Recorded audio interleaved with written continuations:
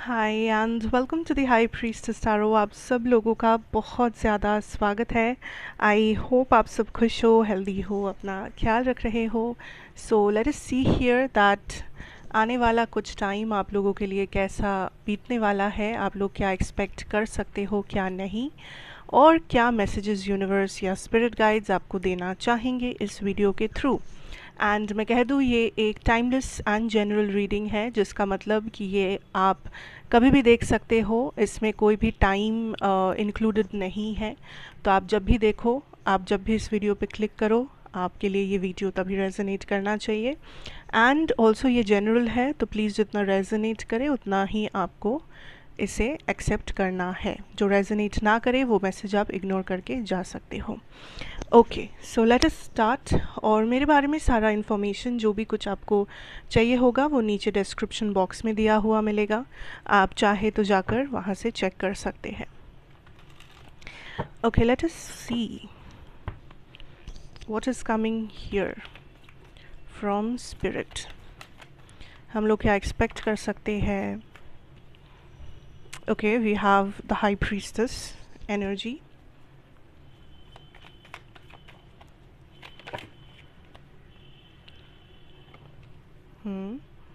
the Queen of Wands energy,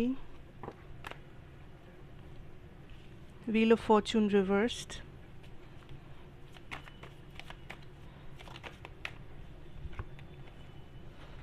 Queen of Pentacles reversed, the Four of Wands reversed. Okay, don't worry, हम लोग सारी चीज़ों को clarify ज़रूर करेंगे। Let's clarify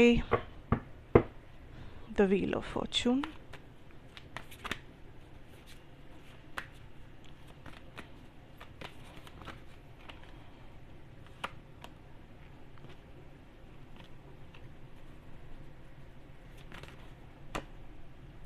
The Sun.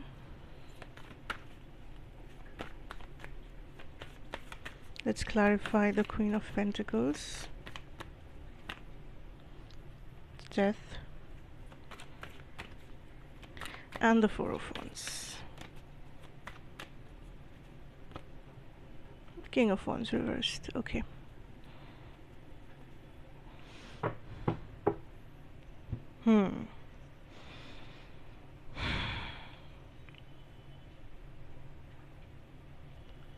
C first of all, जो आज के इस रीडिंग में ज़्यादा मैसेजेस नहीं हैं, बट एक या दो बहुत स्पेसिफिक, मतलब कि बहुत इंटेंस मैसेज है, जो या तो आपको रेजोनेट करेगा कम्प्लीटली या तो बिल्कुल भी नहीं करेगा। एंड जिन लोगों को ये रेजोनेट करे, बस जानिए दैट ये आपके लिए ही है। एंड स्पिरिट आपको ये मैसेज देने के लिए लिटरली तरस रहे हैं, या आप कह सकते हो लिटरली डेस्परेटली आपको ये बोलना चाहते हैं, ठीक है, through this reading. So message basically ये है कि आप लोग लाइफ में अभी फ़िलहाल कुछ टाइम में आई थिंक कुछ ऐसी चीज़ें कर रहे हो जो आपके रियल अबंडेंस जो है उसको ब्लॉक कर रहा है। सो आप मान लो दैट आपका जो मेन मतलब मैं एग्ज़ाम्पल दे रही हूँ, मैं ये नहीं कह रही हूँ कि ऐसा ही है, बस आपको समझाने के लिए कह रही हूँ दैट मान लेते हैं कि आप एक बिज़नेस पर्सन है, ठीक है, आपका बिज़नेस है, आप बिज़नेस कर रहे हो, एंड सडनली आपको एक दिन आइडिया आता है कि इस बिज़नेस के साथ मैं साइड में कुछ और करना चाहता हूँ। एंड फिर आप वो कुछ और जो है वो आप शुरू करते हो और फिर करते हो, एंड उसमें भी आपको थोड़ा बहुत सक्सेस मिलती है या आप एटलीस्ट संतुष्ट होते हो। एंड देन क्या होता है कि आप उस सेकंड वाले जो नया कुछ आपने शुरू किया है, आप उसमें एकदम खो जाते हो। आप पूरा दिन उसके लिए सोच रहे हो, आप पूरा दिन उसमें कुछ इनोवेशन कर रहे हो, उसमें आप कस्टमर अट्रैक्ट कर रहे हो, ये कर रहे हो, वो और आपका जो मेन बिजनेस था जो आप अभी तक कर रहे थे, आप उसको ही काइंड ऑफ कम इम्पोर्टेंस देने लग रहे हो। अब मैं ये नहीं कहूँगी कि आप ये जानबूझ के कर रहे हो, बट आपसे ये ऑटोमेटिकली हो रहा है। या ऐसे भी देख सकते हो दैट आपकी फैमिली में किसी को आपकी बहुत ज़्यादा ज़रूरत है, बट आप इतना बिज़ी हो या आप इतना उलझ गए हो अपने लाइफ के चक्करों में कि आप उस इंसान को समय नहीं दे पा रहे हो, आप चाह कर भी उस इंसान को प्रायोरिटी नहीं बना पा रहे हो। सो या आपका हेल्थ इश्यूज़ कुछ है, बट आप फिर भी एक ऐसा लाइफस्टाइल आपको मे बी जीना पड़ रहा है जहाँ पे आप अपना ख्याल नहीं रख सकते जिस तरह से आप रखना चाहते हो। So there is whatever this is, ये कैसे भी हो सकता है आपके लाइफ का सिचुएशन, बट यूनिवर्स आपको यही कहना चाहते हैं बहुत ही डायरेक्टली कि आपका कुछ छूट रहा है ज़िंदगी में। ठीक है, आप जानबूझकर करो या अनजाने में ही सही, मजबूरी में ही सही, बट आपका कुछ छूट रहा है, कुछ बहुत सा इम्पोर्टेंट जो आपका मेन सोर्स ऑफ एबंडेंस और स्टेबिलिटी और हैप्पीनेस और लव हो सकता है।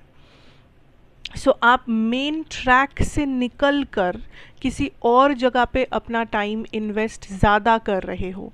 यूनिवर्स आपको मना नहीं कर रहे, बट आपको बैलेंस रखने के लिए बोल रहे हैं। दैट जो मेन है आप उसे छोड़ नहीं सकते। जो मेन है, स्टेबिलिटी है, जो आपके लिए अबंडेंस है, जो आपका रूट है, रूट चक्र जो है वो आपका वीक है इस टाइम पे। You need to ground yourself. आप हो सकता है आप पूरा दिन थक जाते हो काम करके, या आपका लाइफस्टाइल में आप बहुत बिजी हो जाते हो एंड आपको ऐसा लगता है कि मैं कितना कुछ करता हूँ, कितना कुछ करती हूँ, मेरे ज़िंदगी में समय नहीं है, मेरे ज़िंदगी में खुशियाँ नहीं है, ये है वो है, रिस्पॉन्सिबिलिटी है, सब सही है, but you need some management. कहीं ना कहीं से आपको मैनेज करना ही होगा। टाइम मैनेजमेंट सबसे बड़ा बात, प्रायोरिटाइज करना ज़रूरी है। और आप ये देखो कि आपको आपके लिए मेन क्या है, पहले वो समझो। What is the main source of stability. अब स्टेबिलिटी सिर्फ पैसा नहीं है, स्टेबिलिटी आपका एक हैप्पी लाइफ हो सकता है, एक हैप्पी फैमिली हो सकता है, स्टेबिलिटी आपके लिए आपका हेल्थ हो सकता है, अबंडेंस आपके लिए आपका हेल्थ हो सकता है। So it can be anything. आपको पहले दो चीज़ फाइंड आउट करना है कि आपके हिसाब से आपके लाइफ का सबसे इम्पोर्टेंट चीज़ क्या है। क्या वो पैसा है, क्या वो प्यार है, क्या वो फैमिली है, क्या वो हेल्थ है, क्या है वो चीज़। उसके बाद बहुत कुछ हो सकता है लिस्ट में जो इम्पोर्टेंट है, बट सबसे पहला चीज़ वो क्या है जो सबसे इम्पोर्टेंट है, नंबर 1। नंबर 2 ये देखना है कि प्रायोरिटी क्या है, और जो सबसे इम्पोर्टेंट चीज़ आपने लिस्ट किया है वो सबसे इम्पोर्टेंट चीज़ के लिए आप कितना प्रायोरिटी दे रहे हो उस चीज़ को, कितना टाइम, कितना सैक्रिफाइस, कितना एनर्जी आपका उस चीज़ में जा रहा है। अगर प्रायोरिटी 1 जो है आपका, उसमें आप 2 घंटा दे रहे हो और जो सबसे कम प्रायोरिटी है उसमें भी आप 2 घंटा दे रहे हो, तो आप गलत कर रहे हो। प्रायोरिटी 1 को सबसे ज़्यादा टाइम देना है, उसके बाद सब कुछ बाकी हर एक चीज़ होगा। That is something you need to keep in mind. Again I told you that ये जिसको रेजोनेट करेगा पूरी तरीके से करेगा, जिससे नहीं करेगा शायद बिल्कुल भी नहीं करेगा। So just take what resonates. Okay, अच्छा, दूसरा ये है कि फाइनेंसेस के बारे में यहाँ पे कुछ लोगों का हो सकता है कुछ इश्यूज़ है या कुछ सवाल है। आई कैन सी एक फाइनेंशियल एक्सपेंस जो हो सकता है। हो सकता है आप इसे प्लान कर रहे हो सकता है या अनप्लान्ड हो। तो जो लोग ऑलरेडी अपने फाइनेंशियल सिचुएशन में थोड़ा सा अनहैप्पी हो, स्ट्रगल में हो, इट इज़ टाइम कि आप प्लान करना शुरू करो अकॉर्डिंगली, क्योंकि कुछ खर्चे हैं जो आएंगे आने वाले टाइम में, और इन ये लेके अच्छा खासा खर्चा हो सकता है। ऐसा नहीं है कि आपके बस के बाहर है, but I am just telling you that ये अच्छा खासा कुछ खर्चे हो सकते हैं। दूसरा ये है कि एक अपॉर्चुनिटी आएगा आपके करियर में जो आपने पास्ट में भी फेस किया है। लाइक ये अपॉर्चुनिटी या ये आइडिया पास्ट में भी आपके दिमाग में आया था या आपके सामने आया था, बट दिस टाइम यूनिवर्स आपको डायरेक्टली ये अपॉर्चुनिटी देना चाहते हैं, क्योंकि लास्ट टाइम में भी आपने मिस आउट कर दिया था। लास्ट टाइम आपने इस अपॉर्चुनिटी का इम्पोर्टेंस आप नहीं समझे थे या आप तैयार नहीं थे, बट इस बार भी अगर आप तैयार नहीं हो रहे हो, मे बी ये अपॉर्चुनिटी बाद में फिर और नहीं आएगा। अब जिन लोगों के लिए करियर नहीं, तो ये लव लाइफ के बारे में हो सकता है कि देयर इज़ अ पर्सन, ठीक है, जिनके साथ एक रिकन्सिलिएशन वाला सिचुएशन यूनिवर्स खुद क्रिएट कर सकते हैं। लास्ट टाइम आप या आपके सामने वाला इंसान तैयार नहीं था इस कनेक्शन को मेंटेन करने के लिए। दूसरे प्रॉब्लम्स थे, ये था वो था, बेसिकली तैयार नहीं था, दोनों में से कोई एक। इस बार दूसरा मौका या फिर आप कह लो लास्ट चांस यूनिवर्स देंगे in the next I am getting this as 3 months, but कम ज़्यादा हो सकता है, ये जनरल रीडिंग है, कीप इन माइंड। अगर इस बार भी आप या आपके पर्सन ने ऐसा बिहेव किया कि वो जो भी है वो तैयार नहीं है, लास्ट टाइम भी जिसने ऐसा किया था, इस बार भी अगर उसने ऐसा किया कि ओ आई एम नॉट रेडी, या मेरी लाइफ में तो ये प्रॉब्लम है, हाँ मुझे ये कनेक्शन चाहिए बट मैं क्या करूँ, कैसे संभव होगा, कैसे ये होगा, तो फिर ये अपॉर्चुनिटी अब और नहीं आएगा। This will be the final ending, this will be the final blow. And अगर आप लोग एक दूसरे को फिर से चूज़ कर पाते हो इस अपॉर्चुनिटी का, अगर आपने सच में अच्छा फ़ायदा उठा पाते हो, then definitely it will work out. Okay,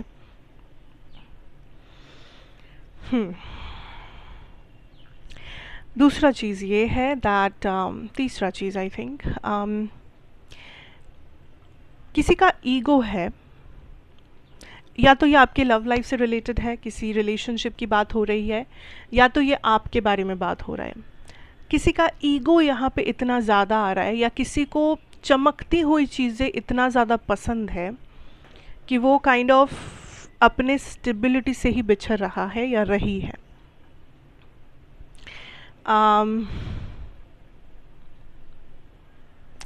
it is important to understand, like for example, आप, बस ये एग्ज़ाम्पल है समझने के लिए, आप घर का खाना आपको पसंद नहीं है, आप हमेशा बाहर जाके जंक फूड ठूस लेते हो क्योंकि आपको लगता है कि oh like this is very nice, you know, चमकता हुआ चीज़, जैसा कि मैंने कहा। एंड फिर जब आप बीमार पड़ते हो तो आपको दिखता है कि आपके पास घर का खाना भी नहीं रहा, क्योंकि आपने कभी उसे प्रायोरिटी बनाया ही नहीं था, आपने कभी उसे अपने लाइफ में जगह दिया ही नहीं था। It's similarly like that. अगर आज आप अपने स्टेबिलिटी को नहीं पहचान रहे हो तो बाद में आप फंसोगे। अगर आज आपका ईगो और आपकी चमकती हुई लाइफस्टाइल और ये वो आपको ज़्यादा अट्रैक्ट कर रहा है अपने आप की स्टेबिलिटी से ज़्यादा, अपने टारगेट, अपने लक्ष्य से ज़्यादा, तो आप पछताएंगे। इट्स अ वेरी डायरेक्ट और क्लियर मैसेज। अगर आपको रेजोनेट हो रहा है तो आपके लिए है, वरना it's not for you. So be very careful अभी से कि आप क्या चूज़ करते हो। बी वेरी केयरफुल दैट आपका एनर्जी कहाँ जाता है, आपके प्रायोरिटीज़ और आपका टाइम मैनेजमेंट एंड वो सब कहाँ कैसे हो रहा है। Because I also tell you this, अगले कुछ टाइम में देर विल बी डिस्ट्रैक्शंस, लोग, चीज़ें, लाइफस्टाइल, हो सकता है पैसा, बहुत कुछ ऐसे चीज़ें आएंगे जो आपके लिए डिस्ट्रैक्शन होगा। बट क्या उन डिस्ट्रैक्शंस के बीच में भी आप फोकस्ड रह सकते हो, या उन डिस्ट्रैक्शंस के बीच में भी आप अपना स्टेबिलिटी कायम रख सकते हो या नहीं, ये होगा आपका टेस्ट। मैं ये नहीं कह रही हूँ कि चमकती हुई लाइफस्टाइल से आप दूर रहो, क्योंकि अगर आपने वो हासिल किया है, very good, appreciate that, but don't forget your stability. Do not prioritise something जो टेम्पररी है या जो आपका स्टेबिलिटी से कनेक्टेड नहीं है। अब स्टेबिलिटी का मतलब क्या है वो हर किसी के लिए डिफरेंट होगा, family, health, financial abundance, anything. So that is what I have for you guys. Thank you so much for being here. I hope ये आपको अच्छा लगा होगा, रेजोनेट किया होगा, किया हो तो ज़रूर बताइएगा, नहीं किया हो तो भी बताइएगा। एंड अगर आप नए हो और ऐसे वीडियोस देखना चाहते हो तो please do like, share and subscribe to the channel, be a part of our family. And मैं आपसे फिर मिलूंगी एक और रीडिंग के साथ। Till then take care, good bye, God bless you and have a very good time ahead. Bye.